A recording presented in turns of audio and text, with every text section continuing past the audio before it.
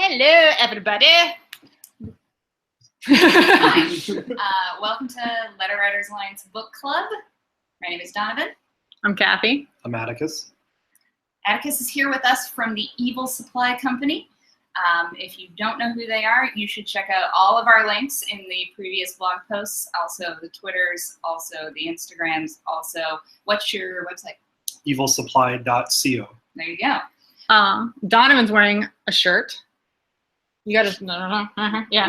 And Atticus is wearing buttons, and he gave me this awesome button that says, "Bro, do you even nevermore?" with a raven. It's pretty awesome. So I'm stoked about it.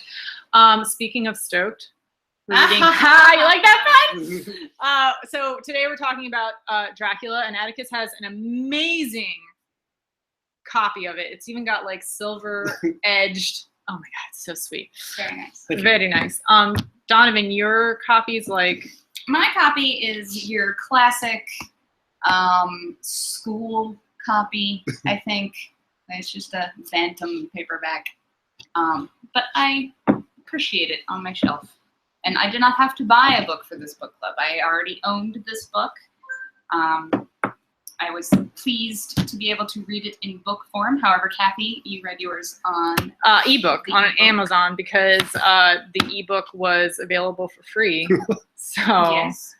Which we tweeted out the link to that. So I can't remember the ebook company that does it, where they actually proofread it and then typeset it nicely. And because I really hate the free ebooks where it's like the chapters are all butted up and like typos all over the place. So this place actually has humans going through it and double checking it. It's pretty sweet. Oh, fantastic. Yeah.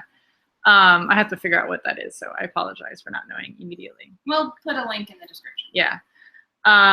So That's the, can you tell I watch YouTube videos? People say things like that all the time. Please subscribe and like at the bottom. Yeah. Like, subscribe. Yeah.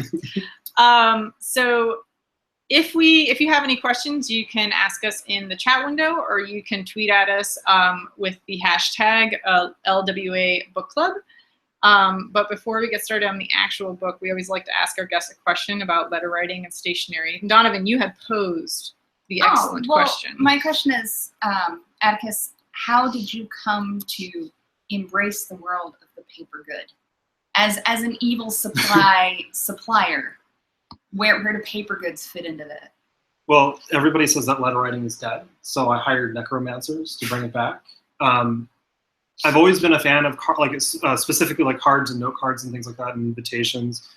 From a design standpoint, there's infinite possibilities. From the physical, I love the physical artifact. I love that the expectation. Like everything in the world now is so immediate and so it's in your face. It's right there. You get a notification, and I'm not against any of that.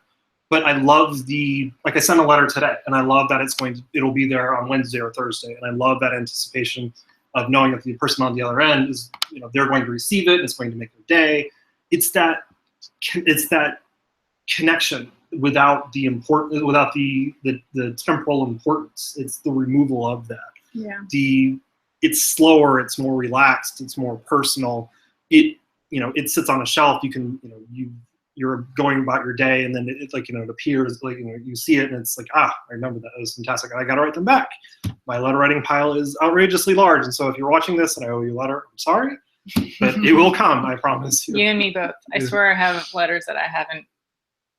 It's probably on 6 months now. I'm sorry. I love all of you though. Yeah. 6 months though is not good. I'm answering ones that were written October the 1st.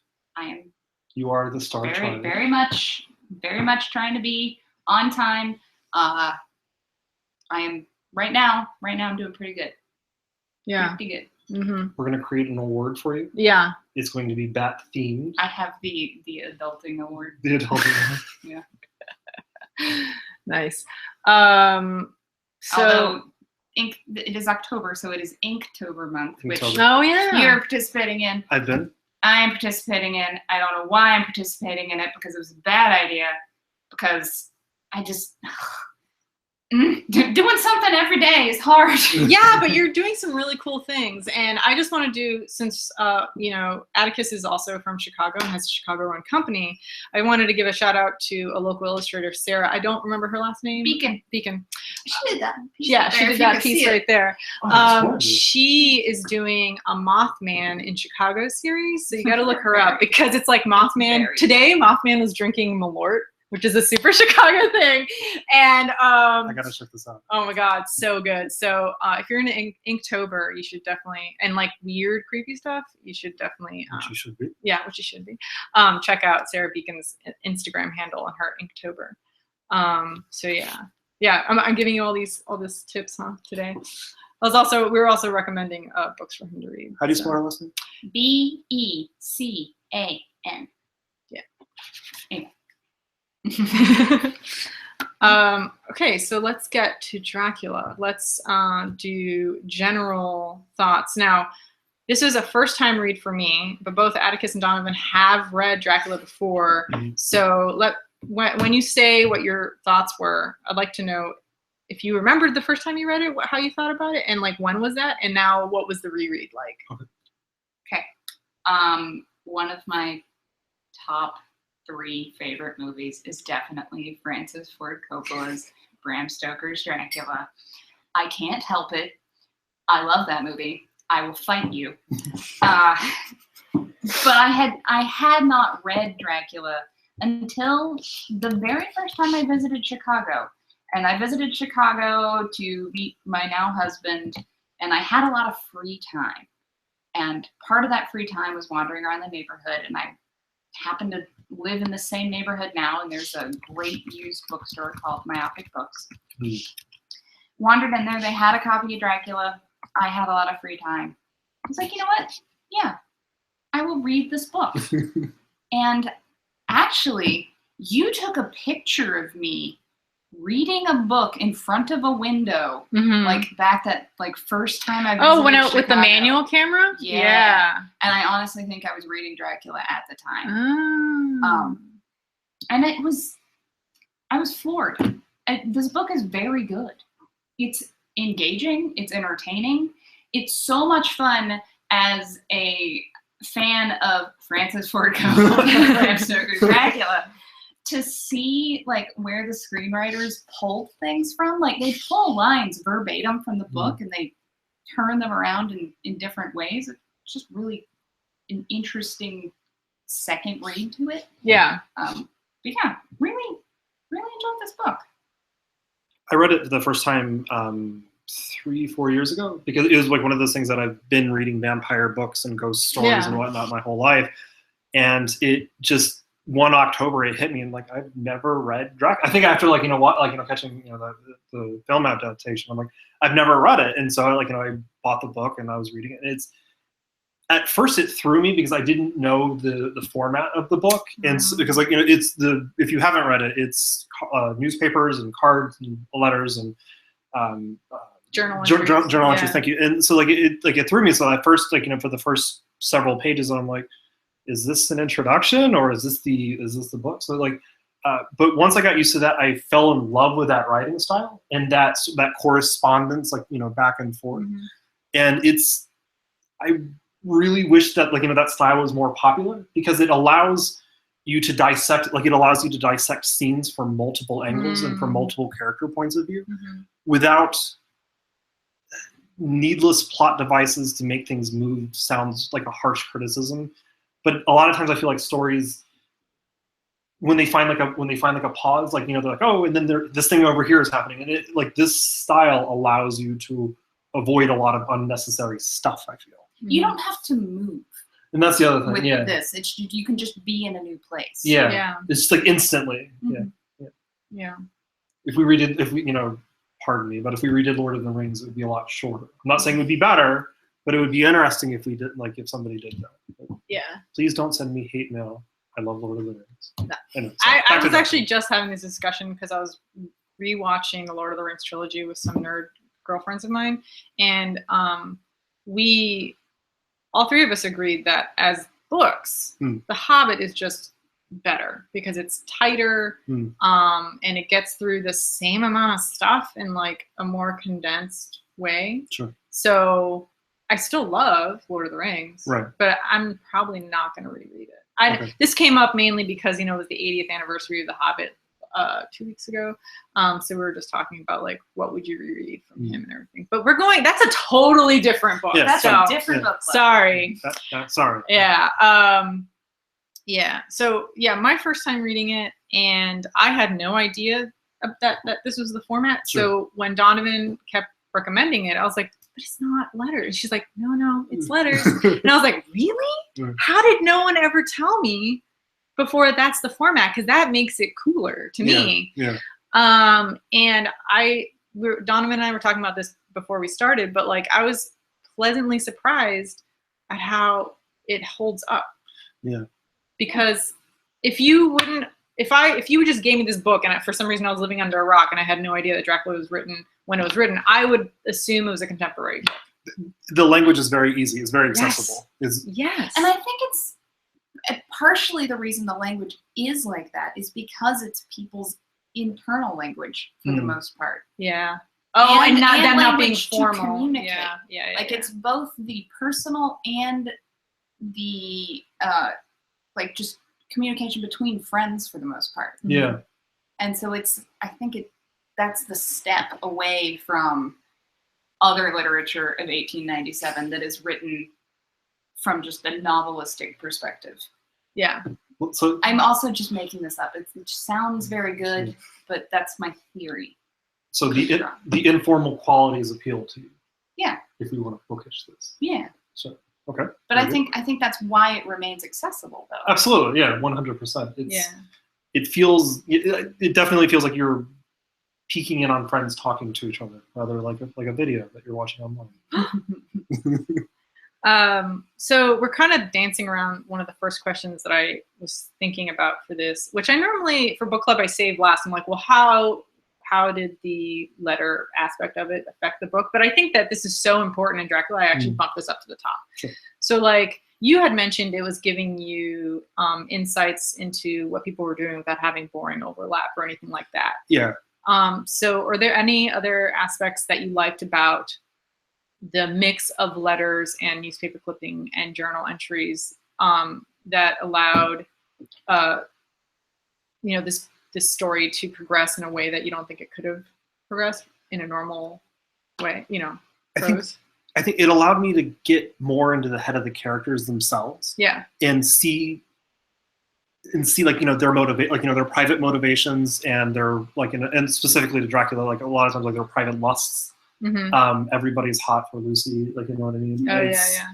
And so it allowed like a broader exploration of those themes without rehashing, without rehashing uncomfortable tropes. Like, it allowed people to, like, to privatize their thoughts on, like, I'm in love with this woman and she is not for me, and that is okay.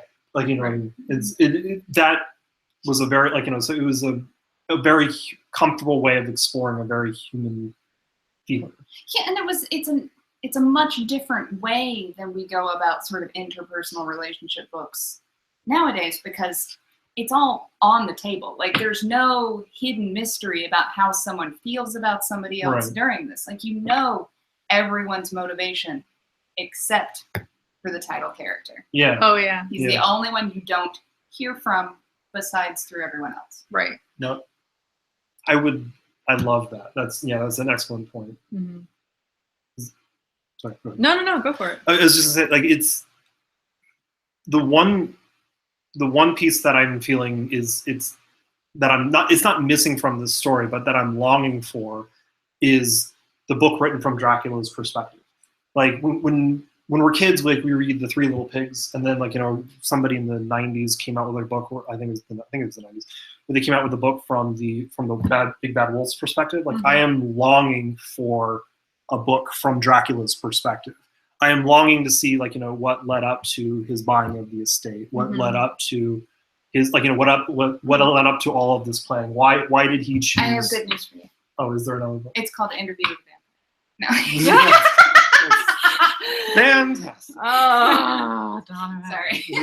But it's like, that is something that I would love to read, like as thick as this, and from Dracula's perspective, from his wives' perspective, from from his entire, all of that. And I mean, there's been Dracula origin stories and things like that, but I mean, I specifically, I don't know. You want an epistolary tale, but of Dracula's diaries and Dracula's letters. Exactly. Yeah. Yes, Yeah. that's exactly correct. Somebody please write that. I bet you there's a fanfic. I Please. bet you. Somebody Yeah. I've only started reading fanfic, and it is horrifying and wonderful. Yeah, that's. It's terrible in the original sense of the word. Yes. And awesome. Everybody makes fun of me because I'm like, I read this thing as a fanfic. Do you know what that is? And they're like, yes. I do. Anyway, sorry. Back to Dracula. No, yeah. So I actually liked that it wasn't just one medium. Sure. The fact that he combined all these things made it way more interesting to me. Yeah, like newspaper clippings Yeah. and telegrams. And Yeah. the different ways that people keep their diaries. Yeah. Mhm. Yeah. And I like the mechanic that they gave to Mina, where you're like, oh, this is how they have everything together because Mina compiled it together. Right. And so I like that mechanic. It was not necessary to have that, Sure. but I liked it. Really well considered. Yeah. Like all of the you don't know why he's telling you about why these ships showed up here or Right. why these boxes are being moved here, but that's in there, and he's built this whole thing.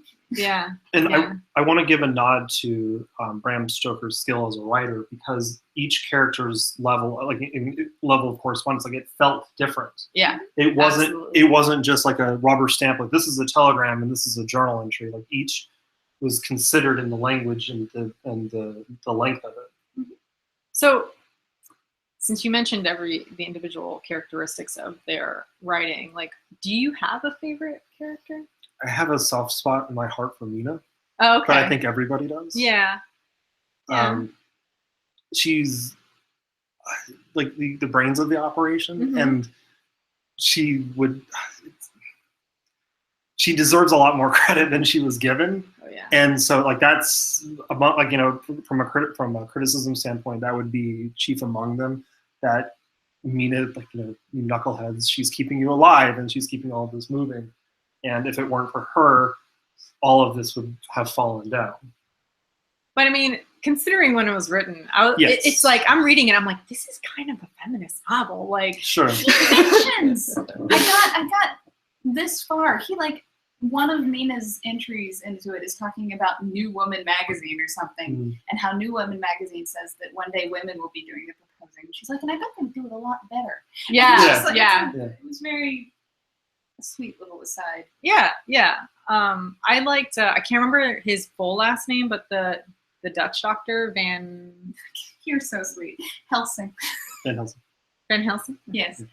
Yeah, I liked him a whole bunch. I don't know why. I guess just because he was the one that was like, I totally know what's happening. But at the same time, okay, so I watch a lot of Murder, She Wrote, and we've spoken about how I do Murder, She Wrote bingo as well. Murder, She Drank. So to me, he felt like Jessica Fletcher, where it's like, I know what is happening. Yeah. But I'm not going to tell you, and I'm going to allow people to get bitten while I'm not telling you. I'm just putting these flowers up. Yeah. Don't worry about it. Just don't touch them. Right. I'm going to tell you why. Everything Yeah. is fine, maybe. Yeah, and it was Don't such. tell anybody, but be here right now. Yeah, and it was such Don't a want to alarm you. It was but this so thing immediately. like that. It was hilarious. Like, he had to have been influenced by other detective novels to have that kind of yes, I'm not going to say The anything, know-all. even though I know it all. And then we're going to all go in the living room and have the expose, Right, yeah. I brought you all to the reveal chamber yes. to discuss, the things that you should know about, but you don't, because Right. you're not me. Right, exactly. And I liked him a lot. And also, how much money does he have that he's jumping on these trains Yeah. all the time? That was So the how long one does it take unrealistic. to get to Amsterdam from London? Because he does that trip A a lot. Right. Yeah. And it I don't cannot, there's no way it can be, they almost made it sound like it was overnight, and I don't think so. That just can't be right. I don't know. Yeah. And Europe is much smaller than America. Yeah. It could be. Maybe it's right. I don't know. Yeah. I don't know. Fast trains. Yeah, it was trains. Detectives travel fast. Maybe he's actually a vampire and he flew. Maybe. Who knows? Yeah. Because we don't get a lot of personal Van Helsing, though, either. No. We get a lot of Van Helsing's correspondence. Right. But there's not, as far as I can tell, there's no diary entries from Van Helsing. Yes? There was. Well, there's telegrams and there's letters, but there's no diary entries. Right, which means we only get public voice Van Helsing. That's correct. That's correct. Yeah.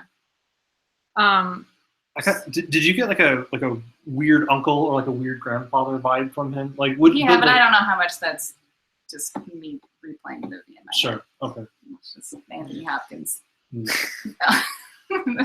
I almost felt that, like, a lot of authors like insert themselves into their characters, and so I was kind of wondering, like, was Bram Stoker like, by the way, I'm Van Helsing, like, like, you know what I mean? Yeah, no, it's like possible. He couldn't resist. Well, there's the academic theory about Dracula is that it's all about prostitutes and Bram Stoker's like obsession with prostitutes or something. And I don't know. That just seems really boring to me. I honestly prefer it as like a literal, this was a vampire and this is like, we've got to stop this force. So I appreciate the academic perspective. I like the literal. Yeah, I just like the good over evil thing. Yeah. Yeah, and it speaks a lot to sort of Victorian lust. Yeah. But I really enjoy how much love there is in the book.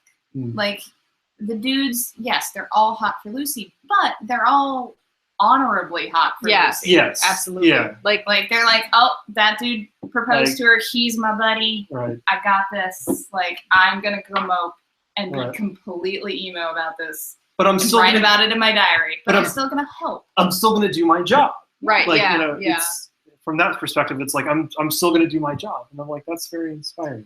And also the love between all of them, like, and so actually it isn't a little far off that you mentioned Fellowship of the Ring, because it's that kind of same camaraderie, right? Like, where you're going to do anything for the other person, and someone does literally die for the group.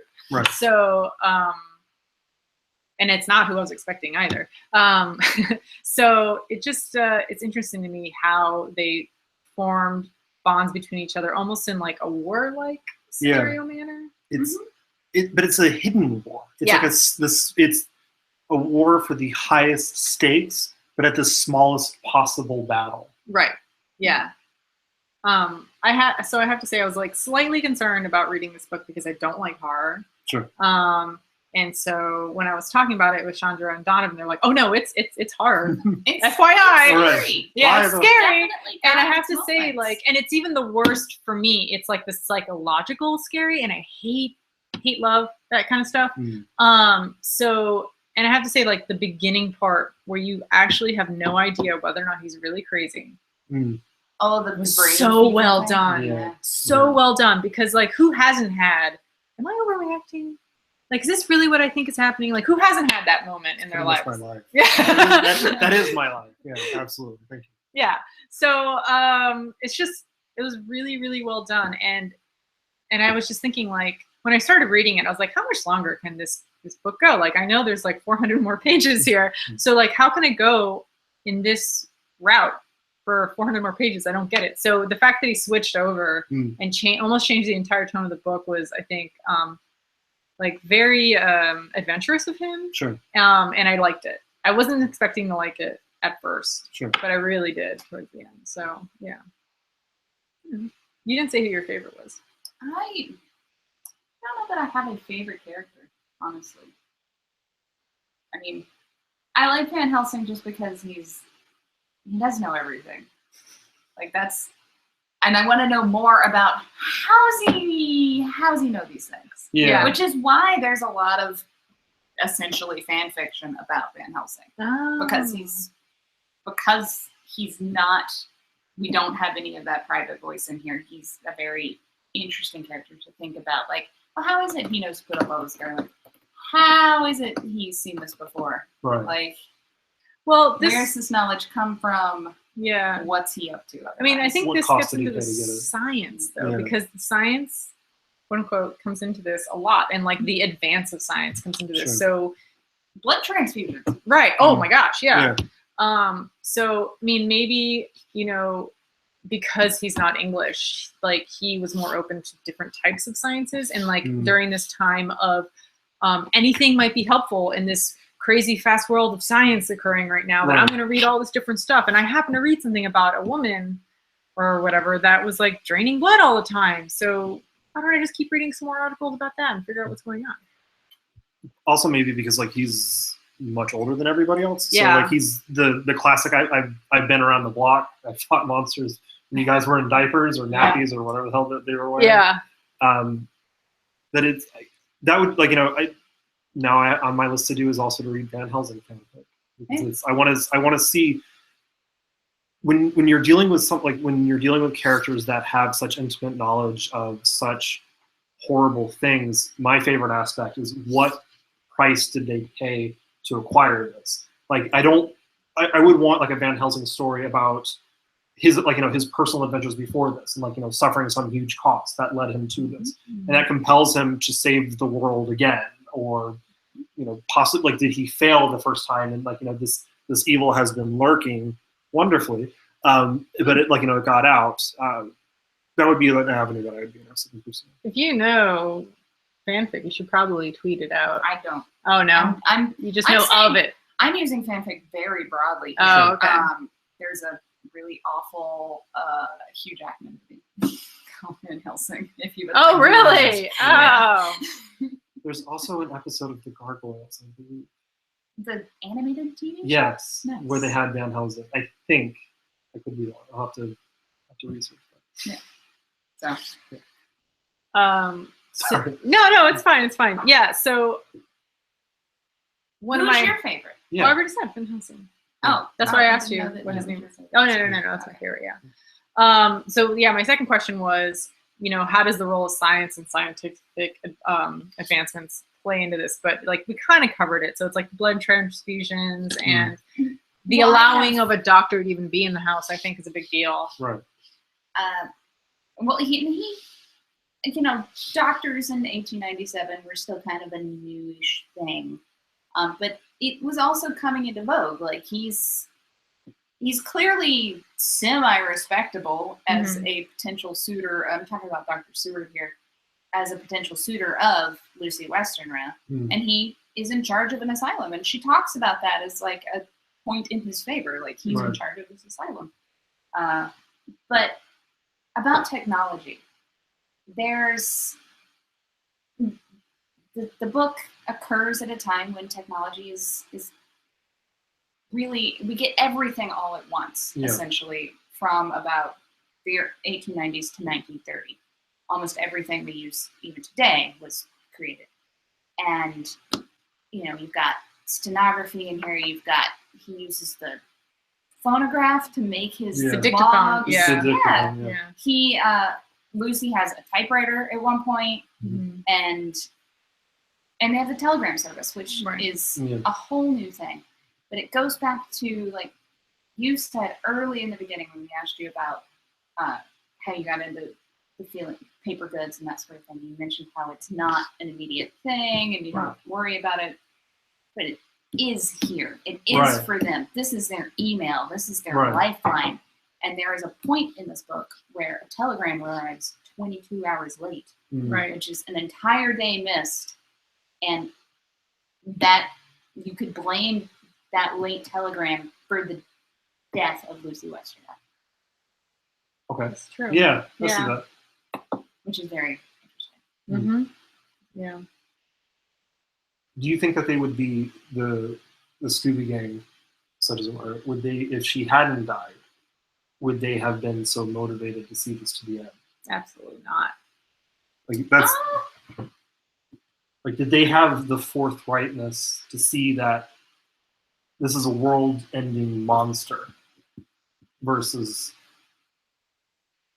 So it's like, you know, that late telegram, like it caused her death, but it might have saved the world. Yeah. I don't know if Dracula had continued to harass the Scooby Gang. Sure. then yes, the outcome would have been the same. But if he had, and I would think that, you know, he presents himself as clearly a crafty individual. Right. He's got an army of lawyers. He's already recognized that he lives in a place where his food supply has dwindled and he needs to get out. Right.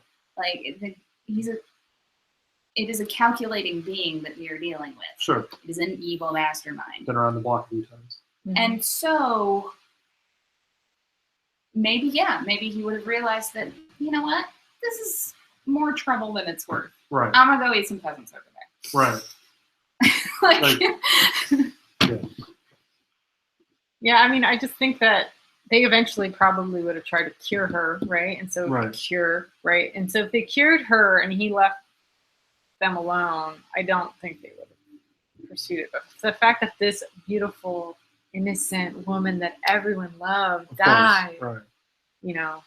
Well, and that might just be the evil aspect of it, though. It's just like, oh, you think you're better than me? You think you can take this woman that I have marked for death from me? Mm-hmm. I don't think so. And he would never have given up.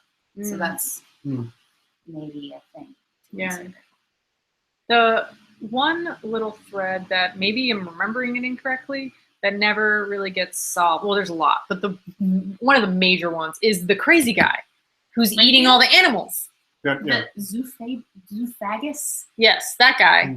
They never really, like, what was his deal? Was he someone that Dracula promised to turn? Oh, okay. Or Renfield was the lawyer sent previously, before Jonathan Harker. He was also an assistant at the firm. Mm-hmm. And he went bonkers. And they put him in the asylum, and he went bonkers because he was all brain misdelued by Dracula. Oh. Which I'm pretty sure is in there. I don't know if I remember that. Is it in there? Maybe. It could have been all the way in the beginning. The movie is very clear on Okay. this. All right. Maybe it was all the way in the beginning before I was able to make connections between. Okay. That makes sense. He says that like he was promised. I think he was promised like a great reward, and so like the implication there is, to me, like the implication there is that he was going to become like a full vampire. But I've always felt it to be like a half promise. So it's you can never trust a vampire, apparently. Yeah, I mean, well, look, you know, you can have the crazy guy who eats animals, or you can have Hot Lucy as your vampire eternal, wife or whatever. So who are you gonna choose? But you can't pick both. Well, is it greedy to want? I don't know. Redfield seems really needy. Yeah. Yeah, that's true. But I mean, he's eating bugs. Even in this, because that's he's sympathetic. To me, he's sympathetic because he was promised this great thing, and then he's not able to access any of it. So to me, like, he has like some elements of sympathy to him because he went down this path of evil, and he was promised this fantastic reward, and then in the crunch of everything, he was left behind. He was, I don't want to ruin it, but he doesn't acquire what he was promised. Mm-hmm. So to me, that's I'm sympathetic to the villain. But I think he also is a literary device. Sure. I think the aspects of him, consuming the flies and then consuming the spiders that consume the flies. It's all because before Dracula, nobody knew what a vampire was. Sure. I mean, I'm certain. Yes, there are folk tales. Yes, I understand. I know this. I'm aware. Right. But this cemented so much of our pop culture knowledge of what a vampire is and what a vampire does.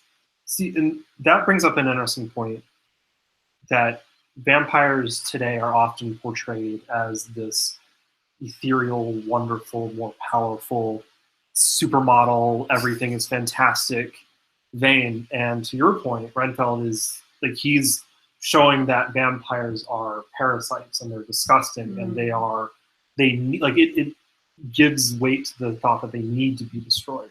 More like, beyond, the destruction of the occasional beautiful flower, but it's like they need to be destroyed because these are disgusting things of evil. And they take life.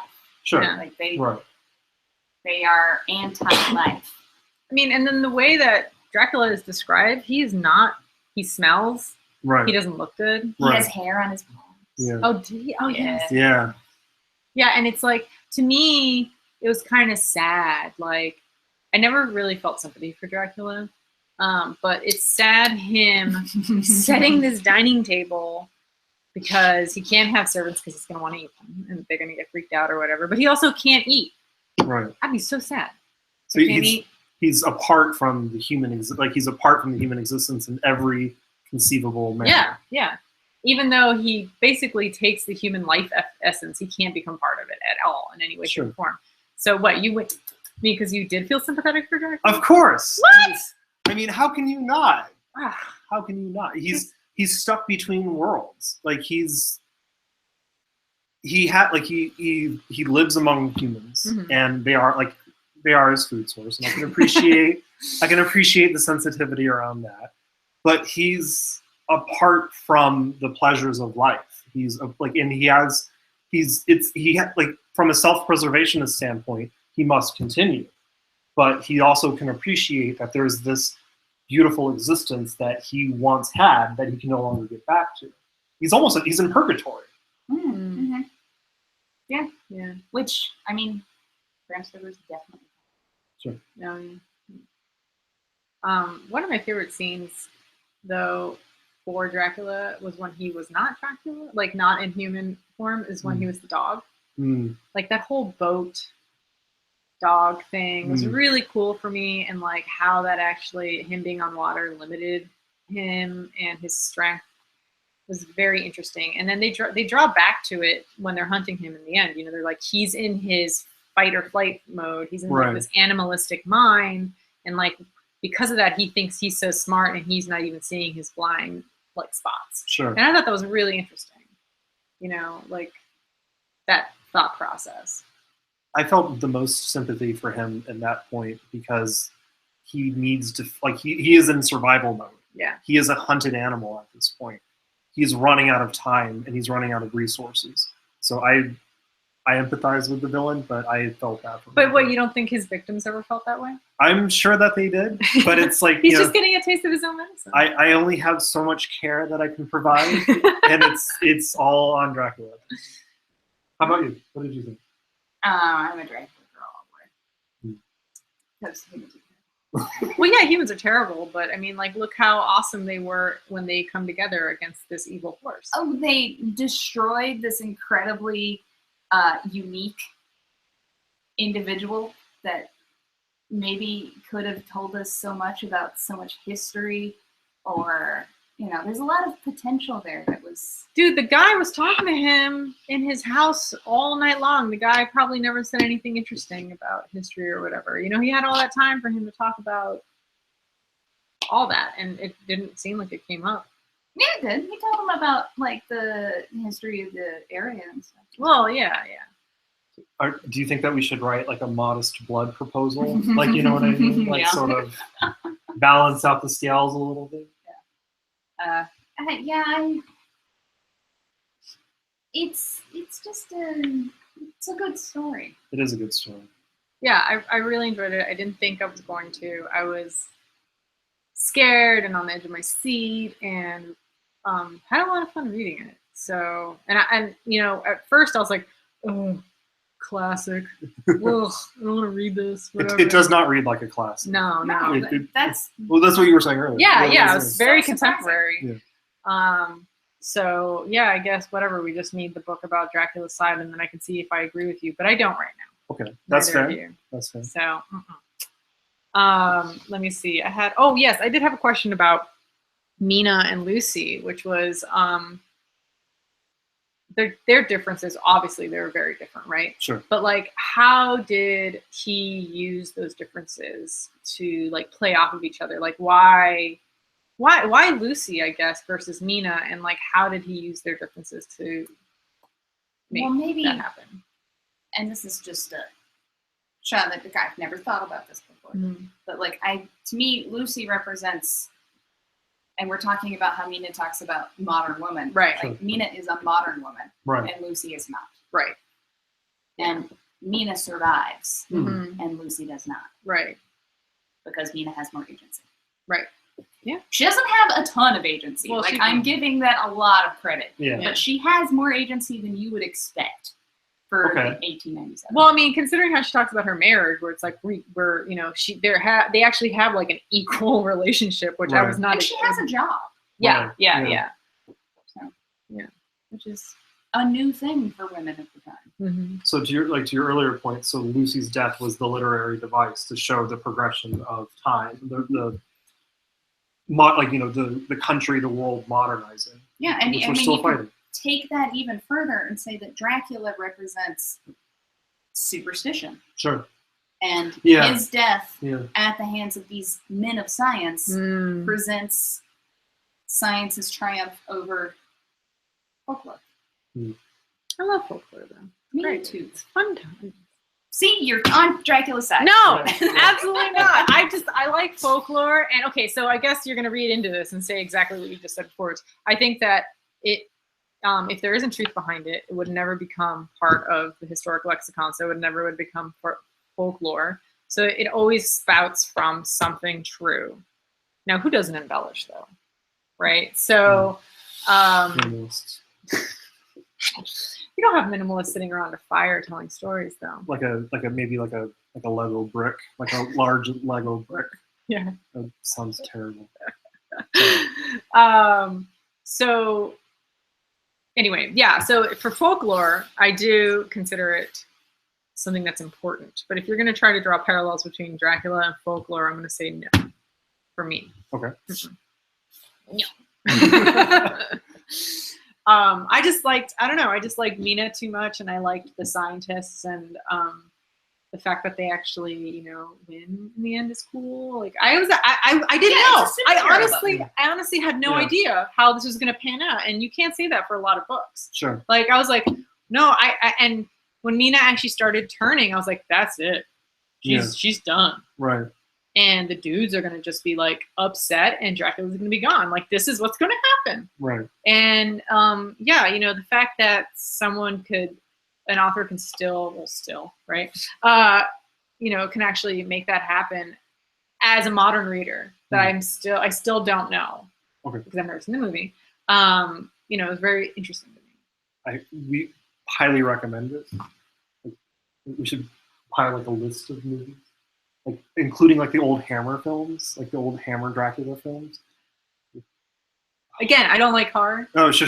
It's Christopher Lee as Dracula.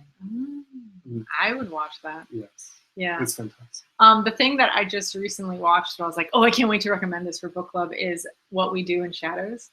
I've been meaning to watch that. Oh my God, guys, it's well worth your time. It's so good. Especially someone that appreciates the horror medium the way that we do. What We Do in Shadows is a delight.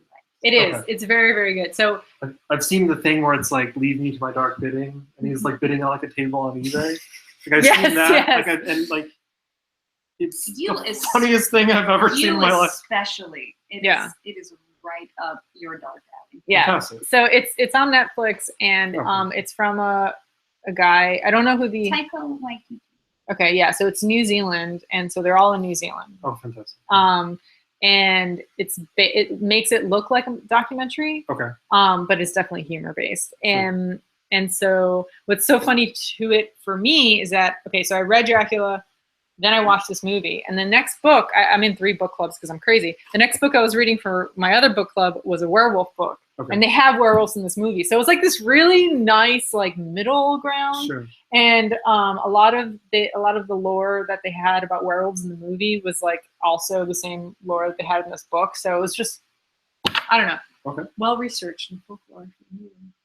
I'll have to look at it. And so much of that starts right here. Yeah, definitely. Right. Check it out. Please do. So you were saying, Donovan, though, that in the second read, you felt bad that you haven't read his other stuff. Yeah, I was reading the back of my book, and he's written 17 novels. This is the only one I know about. So he's like a one-hit wonder too. Right, I guess. Sure. But this is so good. Like, it seems strange to me that the rest wouldn't have some worth to it. I'm guilty because like I have this book and it has a bunch of his other stories and I haven't read them. I keep rereading Dracula. Yeah. You need to report back when you do read. I will. We have a comment on YouTube from Skull Stitch that says, maybe it also can be seen as evil wanting to corrupt something pure. After all, Lucy is shown as being very innocent and a pure soul, which they really do hammer over the head with like how pure and beautiful she is. So yeah. And it's real. I did notice on this read that Lucy never says those things about herself. Right. At all. Lucy is more just like, I really don't even understand why people feel the things they feel about me, but I'm really grateful for it. Like, she's not, if you watch the film, like, she's much, much flightier in the film. Really? And just, it's very surface level in the film. But here, I mean, she is the genuine article. Like, and I forgot the whole thing about like her mom being ill too. Oh yeah. And, like they're trying to keep it secret from her mom. Right. All this stuff. Yeah. I couldn't imagine being that fiance though. So like the mom dies, his fiance dies, his dad dies. He's got like 3 dead people on his hands. Right. It's insane. I couldn't imagine. Death was a lot closer. No, that's true. But then you got to go and fight this thing. But he's fighting death. That's true. Like, it's going to be therapeutic on some level. Yeah, that's true. I guess you're right. Yeah, and the American guy was like a total hoot for me. Quincy. Yeah. I really just. I always pictured him in like a 10-gallon hat. Oh my god, me too! Yes! Yeah, right? Like, I just imagine like he's in bed and like he's like, he gets ready for bed and he still has the hat on. And he wakes up the next morning and he's shaving and he has the hat on. Maybe he has like a Sunday hat for like fancy occasions. Oh yeah. Like to me, the way that he was written, I can imagine him like just cut him out from Dracula and put him in a 1940s movie. Yes. You know, and he will fit in. Yeah. Like it was just perfectly done. And I'm wondering how much research Bram Stoker did because for the slang, like how where did he even where's his American slang from? Yeah. I mean, some of it is true, but other stuff I'm like, who did he speak to an American? Did he like ask an American to mail him like some sort of slang book? Like where did he get this information from? Well, okay, so the back of my book that tells me that he wrote 17 other novels also tells me that he was the manager of famous actor Sir Henry Irving. Oh. So like that was his job. Oh. So maybe he just like was around a whole bunch of actors. Oh man! So now so Quincy it's an actually interpretation maybe of like he's seen somebody play an American in something, right? And what's your classic American stereotype? A cowboy, right? So. But he was pretty badass, though. I mean, like, dude. I honestly kept expecting him to betray everybody else. Oh, that's sad. I know. I was really waiting for it, and it never happened. I took it for granted that everyone liked each other. It's a lovely thought, and it carries extremely well. But it's like I was waiting for that other shoe to drop.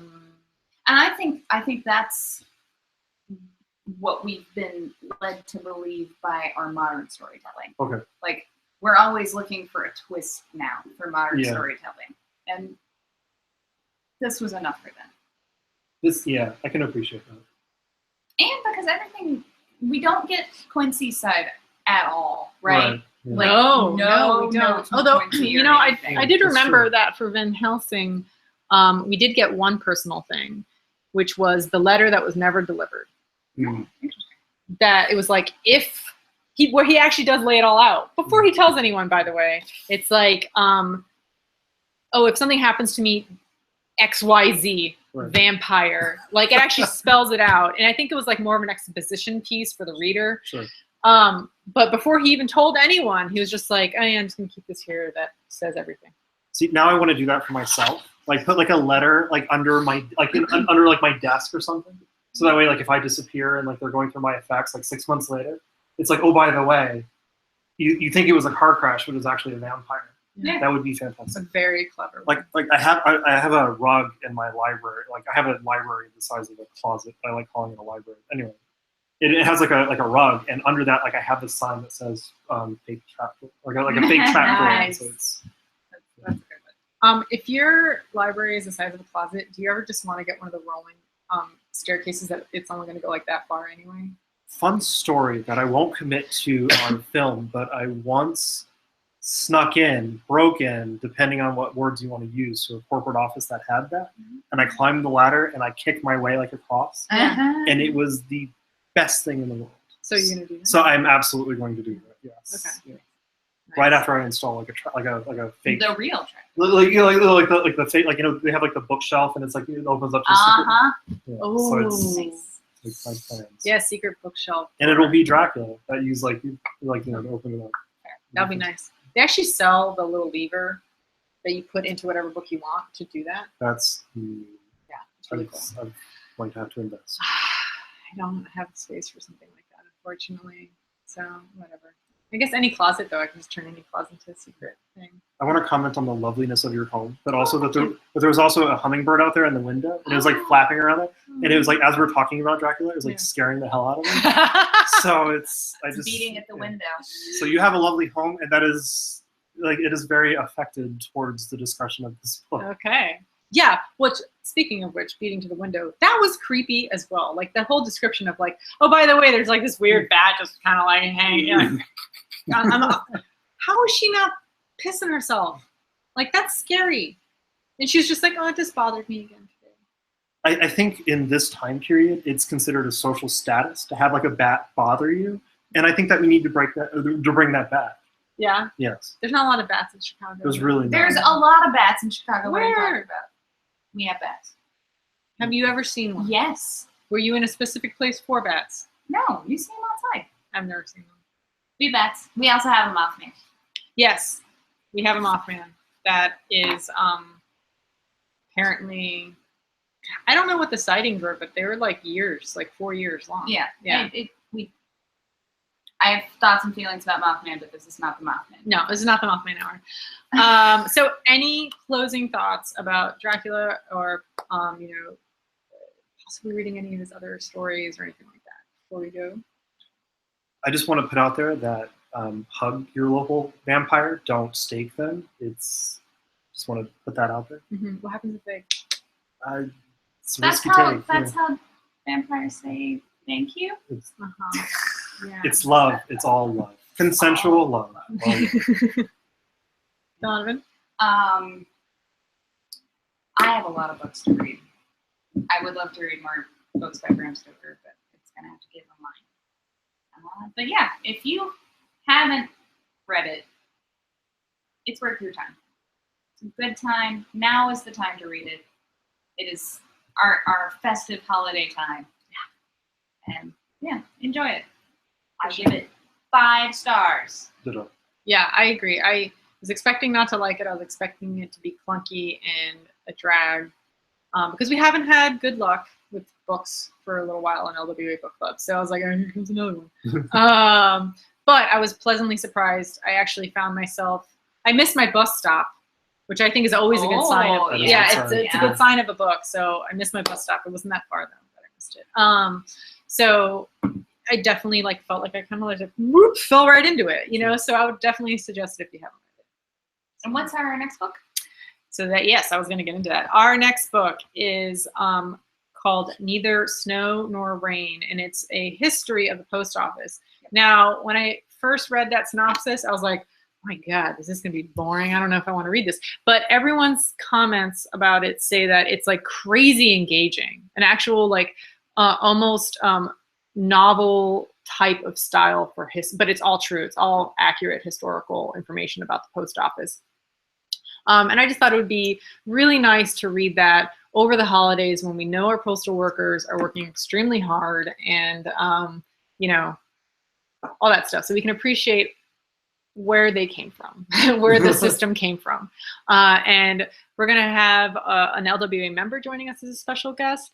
And that's going to be January 21st. So there's a really long time between now and then. So hopefully sometime over the holidays during your travels, if you're traveling at all, or if you're not, if you're just sitting around, and read it. And hopefully you don't miss your bus stop.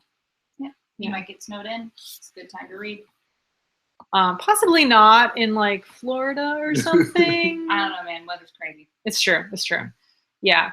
But thank you so much, Atticus, for joining us. Thank you for having me. For this book. It's I'm glad that we could have you on a very on point book for your brand. Thank you. Thank you for having me. Yeah. Check out Evil Supply Co. It's a wonderful emporium of anything spooky and spooky that you would desire. Yeah.